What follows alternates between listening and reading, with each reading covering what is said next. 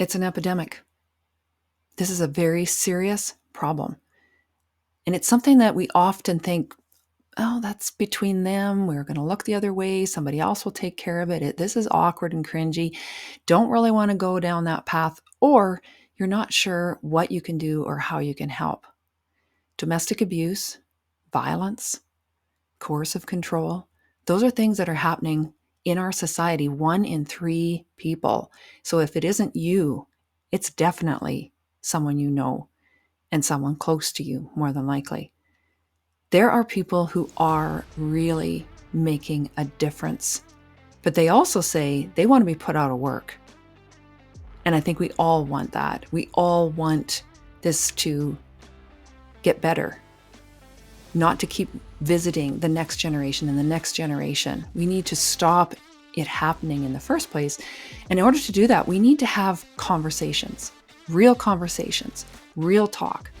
Now, Andrea Silverstone and Carrie McManus are with me on the show today, and they are from an organization called Sagesse in Calgary. This organization has workshops called Real Talk, and they'll actually help you learn to have those conversations, to have those real conversations that are going to make a difference in someone's lives. They also have a screening questionnaire that you can do online if you're not sure if you're in an abusive situation. And for many people, that's confusing. Like, wouldn't I know if I'm being abused? He's not hitting me. It's not physical. There are so many other forms of abuse.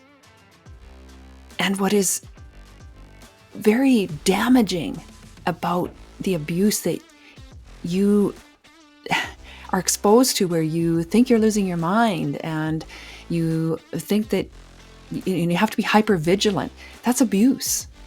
So we're going to be talking more about this and the programs they offer.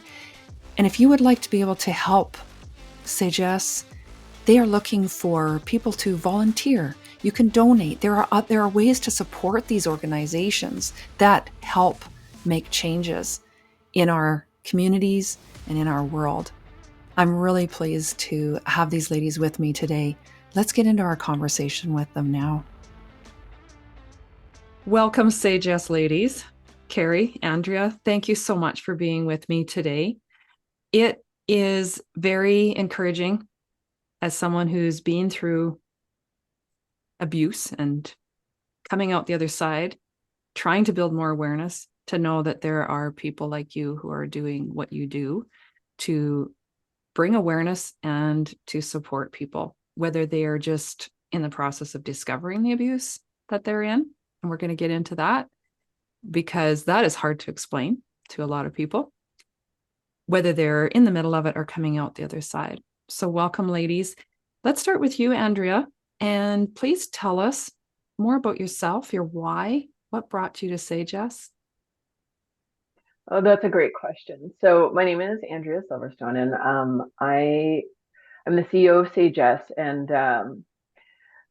I think that for me, the question is actually what brought me to this work, the work of working with those who, as I identified it when I began, experienced domestic abuse. And now I would say that those who experience coercive control. And so I think that coercive control is pervasive and prevalent in society. I think it's at epidemic levels. I think it always has been. I think that as a society, we're getting better at naming it. And I think we're also getting better at naming it in more than just domestic violence arenas, but other arenas it exists as well, like sexual violence and high coercion groups and that sort of thing. And so for me, the why of Sagesse is I believe that everyone deserves to have peaceful, healthy, respectful relationships. And I want to be a part of this, action to make that happen. Love that. And yeah, we're going to dig into more on coercive control. There's more attention being given to it in the public eye, I feel, with the legal system starting to make changes as well. So it's very encouraging that this is being recognized and people realize it, and recognize what they may be living and why their mental health and their physical health and everything is suffering from this. Carrie, you're up next. Wonderful. Well, thanks so much for having us. I'm Carrie. I'm the Director of Innovation and Programs with Sagesse. And my why is a why of, I think, both an introspection and an internal journey of understanding our stories and our experiences, and going through that process myself, and wanting to be able to support other people going through that process, whatever that might look like for them and whatever those journeys and experiences are, as well as a process of community and observation, and seeing the need and the opportunity for shifting the common narrative that we have around domestic abuse and around coercive control, and around who experiences that and how they experience that and what's available, and really wanting to be able to be a part of both supporting those individuals who are being impacted, whether that's somebody who is using violence, somebody who's experiencing violence, or the people in the community around them, as well as the sector that we're in and the work that we do as service providers, and looking at how do we think about and do this work differently in this changing world, and have a goal for actually putting ourselves out of a job. My why often comes down to, I'd love to retire to the Scottish countryside and live in the rain and the fog. And in order to be able to do that, we have to figure out a way to make domestic abuse not the issue that it is. And I feel committed to that journey and eager to move to a place with great food and scotch. Well, let's work really hard to make that happen, Carrie. I think we have, even if we're doing this just to get you to Scotland, it's still going to be worth it. But yeah, I love your passion, both of you. Can you please jump right in to describing abuse that people don't necessarily recognize? Physical, for generations, has been recognized as, to majority of the public, and depending on culture as well, as abuse or violence, whether it's in an intimate partner relationship, a family, workplace, whatever. That's violence. But there is so much more to this that is violent. It is destructive. It is abuse.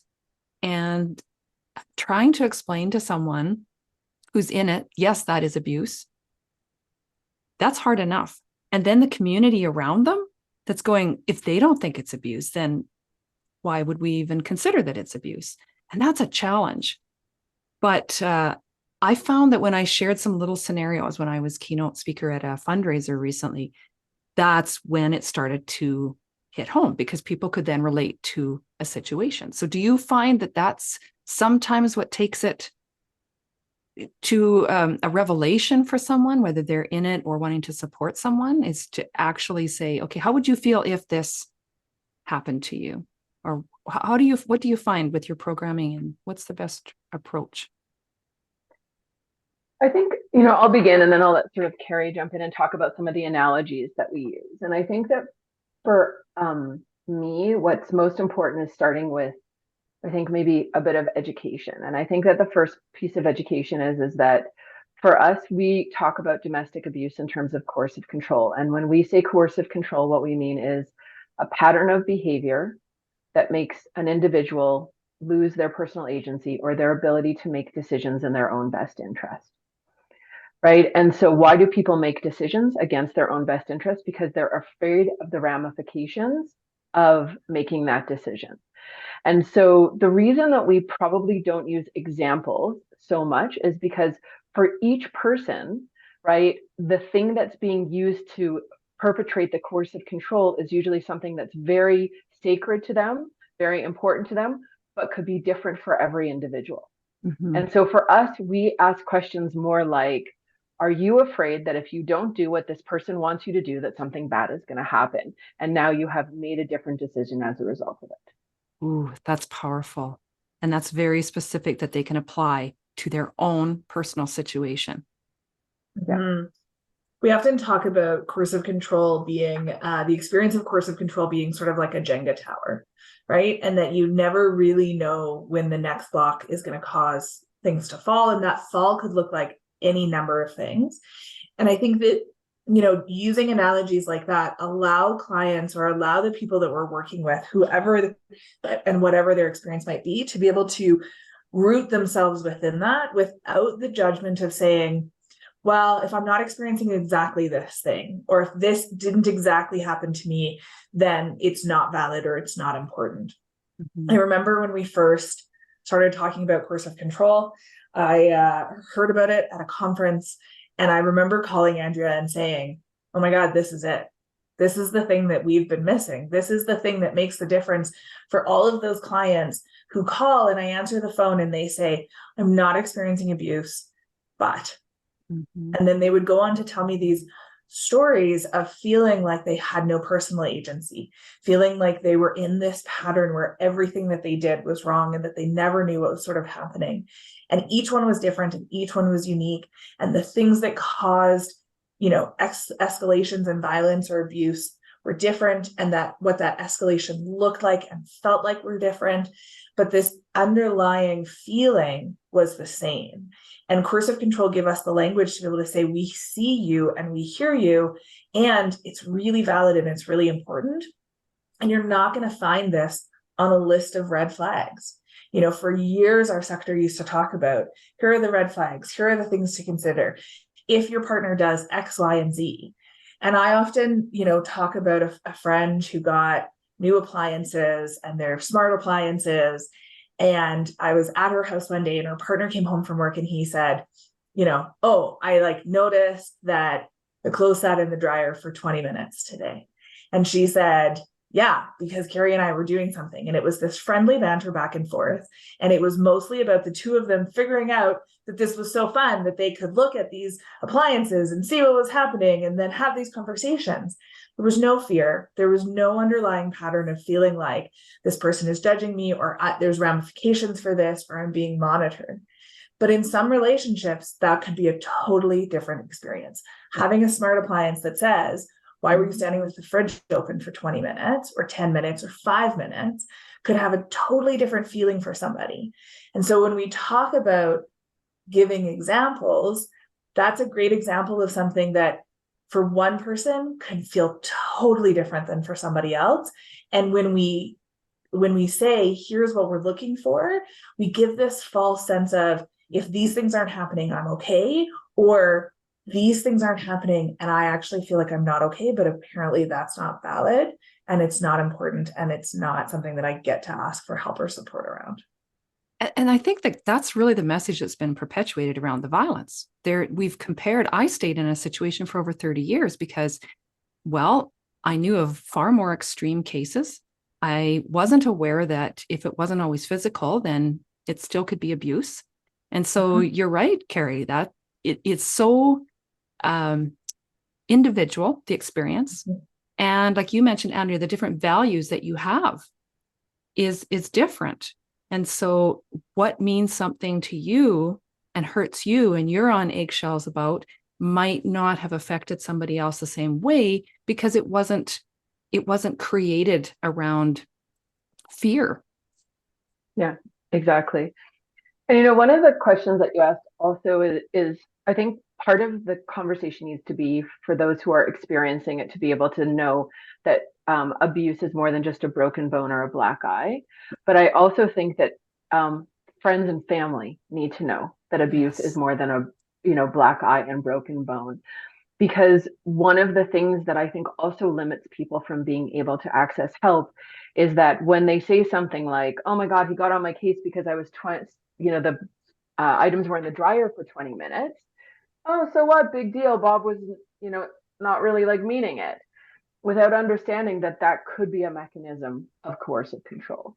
And so part of, what we need to also help people to recognize is we need to change the discourse.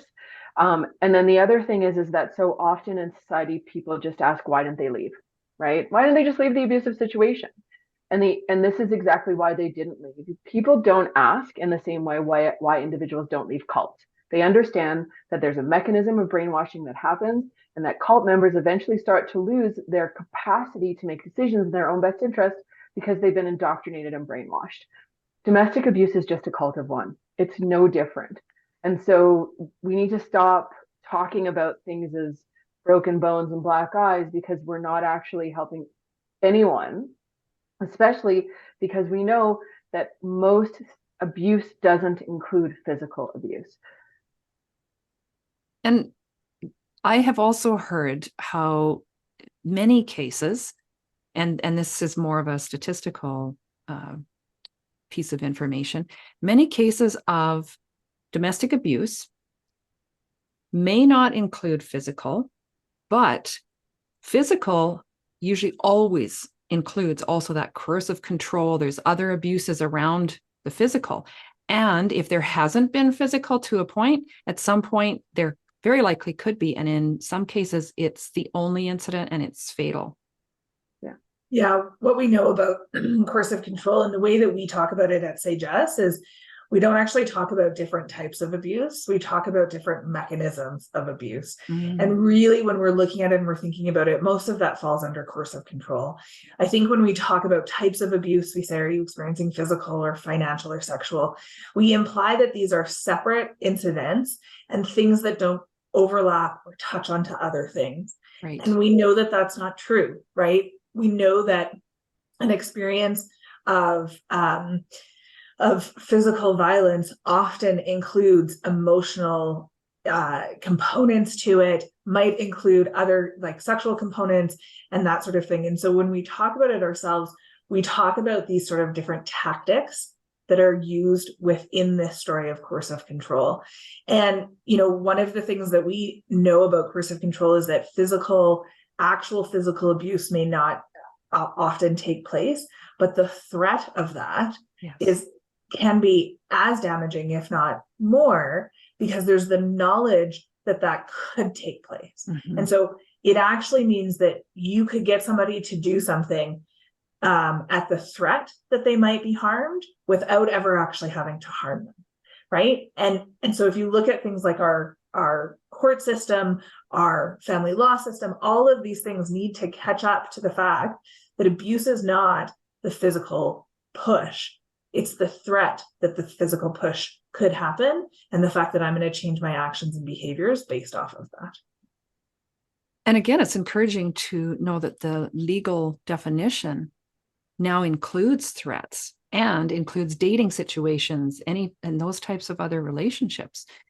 You know, it's the work that's being done by yourselves as well is getting that information to the public, whether it's someone who's in a situation or the family and village that needs their support, or just the general public, because we can do so much by understanding more. And I think many try and avoid it. It's like, you know, that's between them. That's not our business. If we look, you know, somebody else will look after it. Or there's some fear because they don't know where to point them to get the help they need, or they are afraid of for their own safety. Yeah, so one of the things that we know is that where people go when they experience abuse is to friends, family, and formal supporters. And that exactly what you said. All of those barriers stand in the way of informal supporters being able to really step into that request from the individual who's experiencing abuse or sometimes using abuse. And so we actually have developed a program, an initiative called Real Talk, which teaches everybody how to recognize domestic violence, empathize, ask the right questions, and listen. And there's a toolkit and there's webinars, or we'll even come to like anywhere that a group of people have, you know, gathered, we'll come and we'll, you know, talk about domestic abuse and coercive control, because we really think that we're not the solution to this issue. We think that a society that is better equipped to be able to support individuals is really the answer to this issue. I love that, Andrea.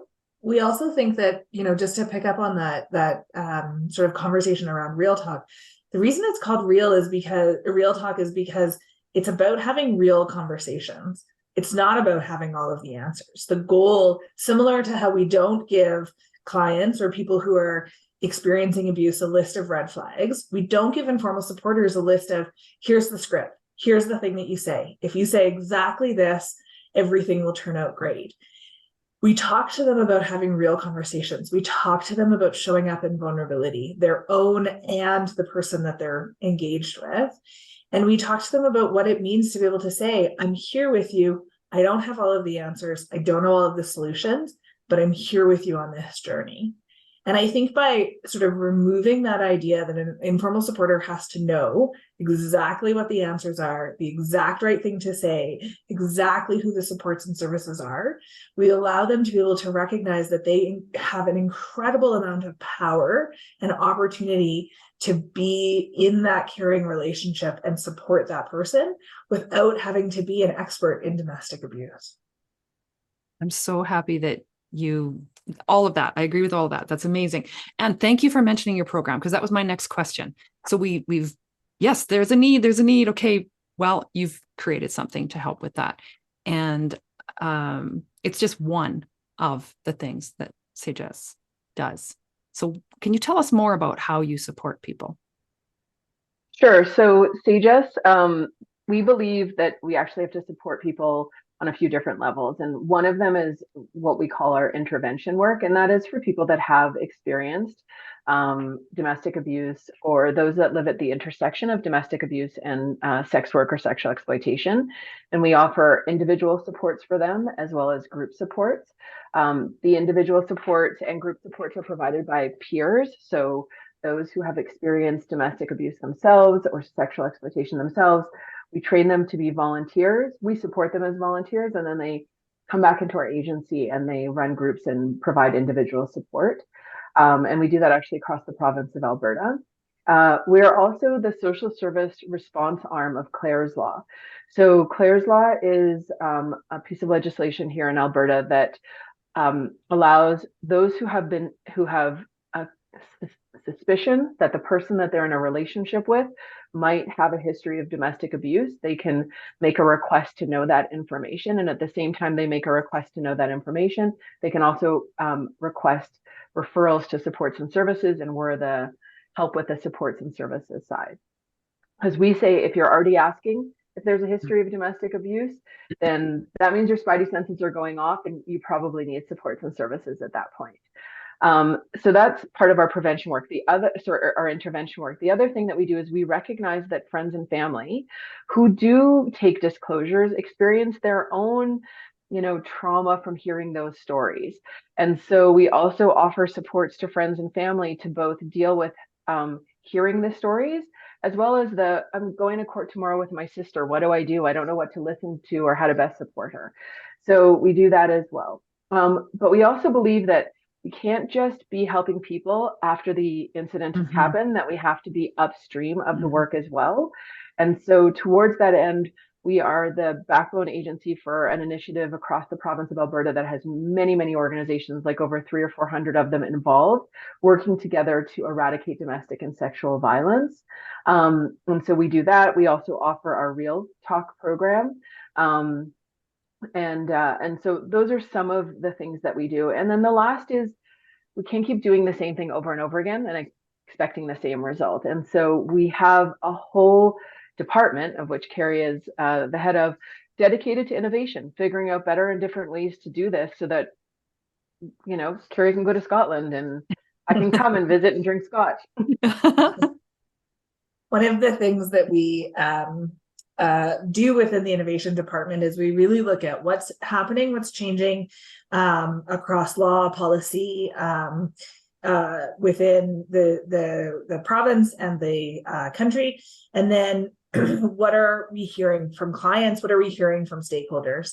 And so an example of something that we've launched based off of that is our domestic abuse screening, which is something that came out of conversations with lawyers, family law lawyers, who said, we need a better way to be able to screen and support people who are in mediation or in going through the family law system, to be able to understand if they're experiencing domestic abuse. And there's lots of different ways that exist right now to do that. And most of them involve lawyers spending a lot of time doing a lot of training to try to become experts in it. But never really, I would say, and to all my lawyer friends, I apologize for this, never really hitting the mark because it's not what they do. And so in consultation with a lawyer that we work closely with, we've created a screening where we can help to support lawyers to get that information, to be able to have that knowledge moving forward about the experiences of domestic abuse. Are they prevalent? How do they take that into consideration when they're doing mediation or arbitration? And how does that screening happen by actually the right people to be doing it, which I think is our staff and our clinical team, because they do it every day. They talk to clients every day. They understand the nuance of coercive control and what makes something coercive control and what makes something high conflict, because we know high conflict exists within divorce and family law matters. And so through that consultation and that process, we've developed a screening process where we will work directly with somebody to be able to say, tell us these details, tell us what's going on. It's a short, survey that you can do probably in 15 or 20 minutes online, that our staff will then review and say, we think based off of this that we want to have a follow-up conversation with you, because there's some things that make us think that there might be coercive control here. And then in that follow-up conversation, we're able to connect directly with that person. And if they are experiencing coercive control and domestic abuse, to be able to say to them, what help and support do you need? What help and support do you have? How can we support? How can we be part of this and make sure that you're safe, and make sure that you're getting the things you need, whether they're the person using violence or the person experiencing. And so through that screening, we're seeing this ability to work again, in this innovative and different kind of way within our sector and with different stakeholders, but still to the end of making sure that the people who are impacted by domestic abuse are getting the things that they need and having this community of support and care around them. Incredible. You've created things to help people in whatever space they might be. And I think it's not done without some very concentrated intention and some, using, for example, peer support. Incredible, because if you can be supported by somebody who's been in this type of situation, everybody's is unique, but they've experienced it, the support and the understanding, and if it was me, I would more quickly reach that trust level, being able to share what I've done, and the whole process would just be more effective and efficient, because you don't have to explain and hope the person understands how this makes you feel and the rest. And you mentioned a couple times about the users of coercive control. Is that also a support that you offer, information? How do you serve that area? Like, it's even hard to talk about because it's like we just want to hate them, but they're people, and we need to be able to help. And if we're going to go upriver and upstream and quit pulling people just out of the bottom, we have to address that side of it. There's generational.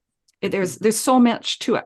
I'm not the expert on this. You guys are. That's why you're here. So please enlighten us.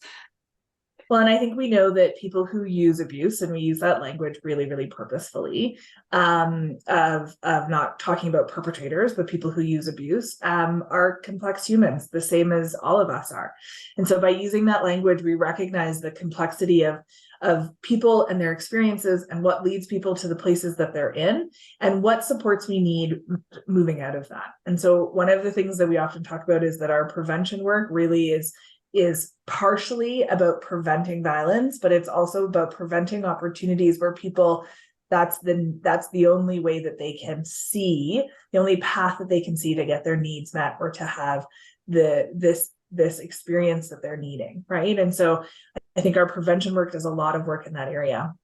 There's not a lot, unfortunately, currently available for people who are using abuse. It's something that we have not done in the past. We're continuing to look at how do we do that better and how do we create those opportunities and not have a system where we ever have to turn someone away. And really focusing on, again, as Andrea mentioned, most people are going to talk to their friends and family first, and we know that. And so how do we work with those friends and family of people who are using abuse? Because we know that they are there. We know that they exist. People don't live in an island. They're not all on their own. And so how do we connect with those friends and family and say, how are you supporting somebody? How are you holding them accountable, but also allowing them to see their opportunities for growth and vulnerability and their needs and different ways of having their needs met than by using coercive and controlling behaviors? And we also Wow. work with partner agencies who do offer programs to Okay. those who are using abuse. And some of them are focused on men who are using abuse. Some are focused on men's mental health. Some are focused in our called perpetrator programs that are non-gendered. But I think for us, the really important thing is to start from the place which is where you started, which is they're human beings. Most people who use violence don't want to, and they want healthy, peaceful, respectful, connected relationships like everybody else does. And so how can we help everybody to get to that point? I am really intrigued with the approach and to talk to their families, to talk to their support systems. I think like that's brilliant and very innovative, if I might say so, Carrie. Just so encouraging, because how painful it would be to be part of somebody's family and you've witnessed their use of abuse. Yeah. And you don't know how to approach that, how to make them accountable, how to have those conversations. I mean, there was someone at an event that I mentioned, I alluded to it earlier when I spoke, and a gentleman in the audience turned to one of the organizers and said, "Oh my God, I recognize my brother in some of those situations." Mhm. So the awareness might be there, but now it's amazing that there is actually places that people can now turn to learn how to support someone, how to change that. And especially, at least in my heart, if there's children in those situations, you really are focused on trying to protect them, trying not to visit that on the next generation so that it's modeled for them that you use abuse to control people or to get what you want, or because you don't know what other tools there are. And so if we can help, especially in family situations like that. Yeah, and I think for so long, our sort of view of perpetration and perpetrators was this, we sort of ignored them or wrote them off, and they're bad people in general. And I think that if you think about the sort of strategy of working with their informal supporters and their friends and their family and understanding the nuance of the human, it allows for this. You're starting from this totally different place because you're starting not from your primary experience of this person is the abuse or the coercion. Your primary experience is all of these other things. And the abuse or coercion you recognize as one piece of the whole of this person, which allows you, I think, to show up in a totally different way of how you support, of what that support could look like, and how you engage. And so we're really interested to step further into this work around that and really see the need for that, because again, if we're ever gonna, I think, make change in the way that we want to, we have to look at different systems than what we've done before, and not engaging with perpetrators or engaging with perpetrators from the perspective of you are a perpetrator of this thing and that makes you bad. It hasn't worked, and we still continue to see that it's not working and people are not getting the safety that they need or getting their needs met, whatever that is. And so we have to approach that in a different kind of way. When you And we're consider also, this, oh, go ahead, Andrea. I just want to say, and we're also not supporting the victim when we do that, because when we create a binary and we're like, we'll just leave, or he's terrible or she's terrible, they love that person. They might share children with that person. They might want connection with that person. And so it just alienates the conversation from happening instead of understanding that relationships are nuanced. Life is nuanced. People are not binary in the way that we might like them to be. They're more messy than that. And considering there's an epidemic That means if there's an epidemic of victims, there's or for lack of a better word, there's an epidemic of users of abuse. So we can't just ignore that portion of the population and hope this goes away.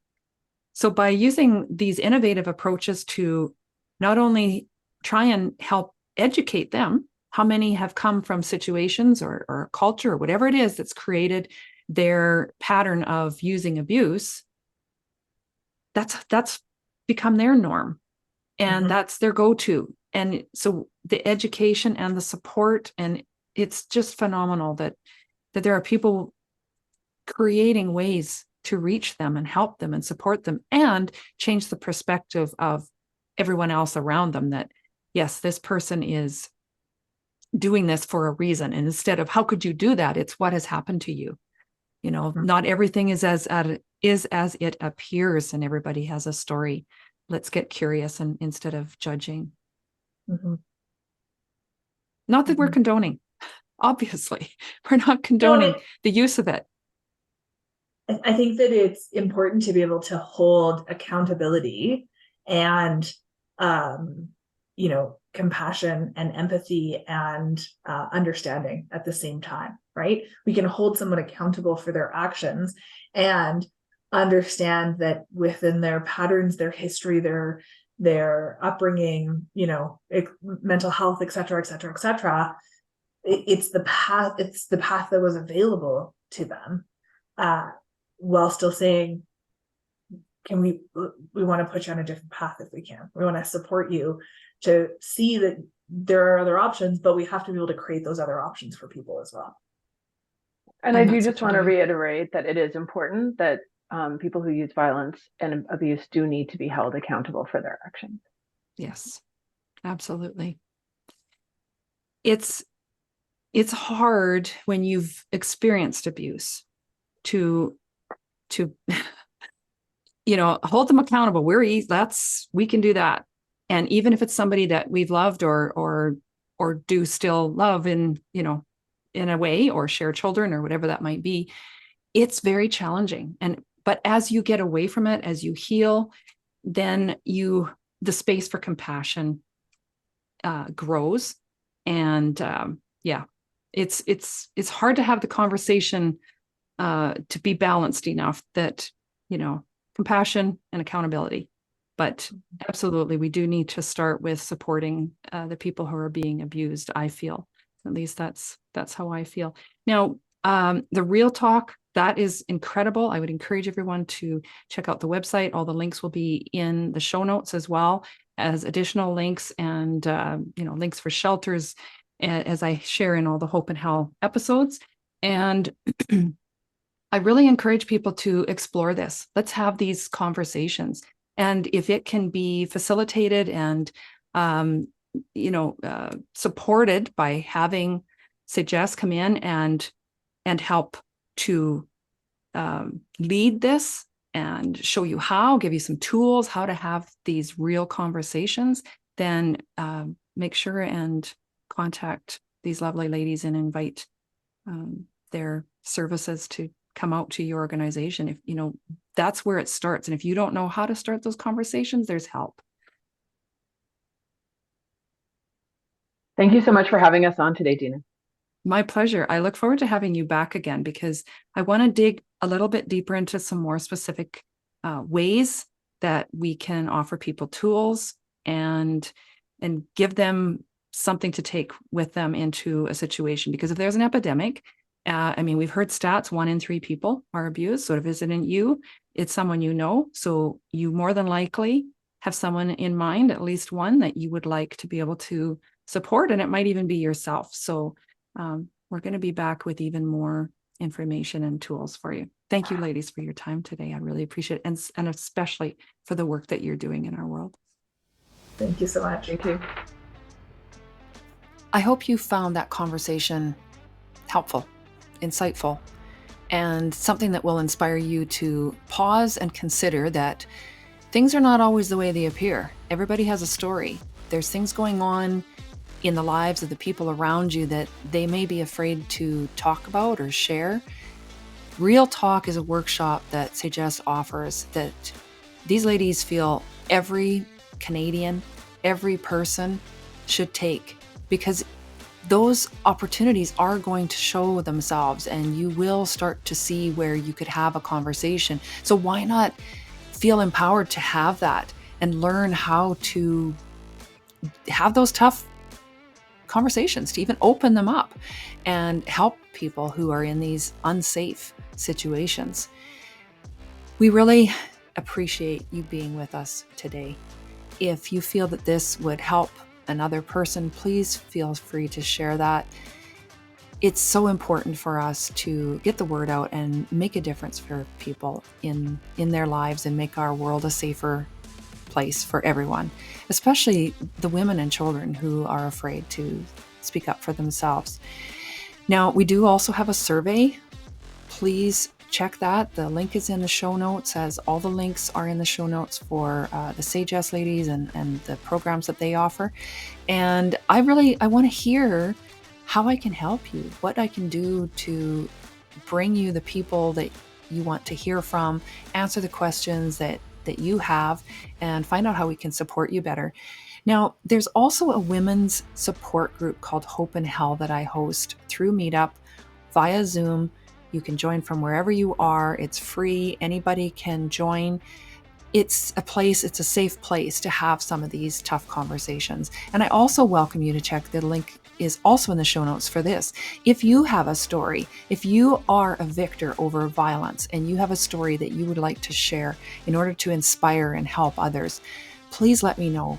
I have a few ways that I can share that, including on my blogs, as well as a book that I am creating where it's called Hope in Hell. And it's a place where you can share your story, where people can read and not feel so alone, that we do truly believe them and that we understand.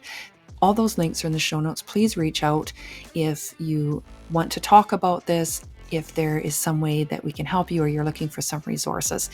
Thank you very much for being with me today, for spending this time with me. And hey, keep smiling that beautiful smile, because the world really does need your sunshine.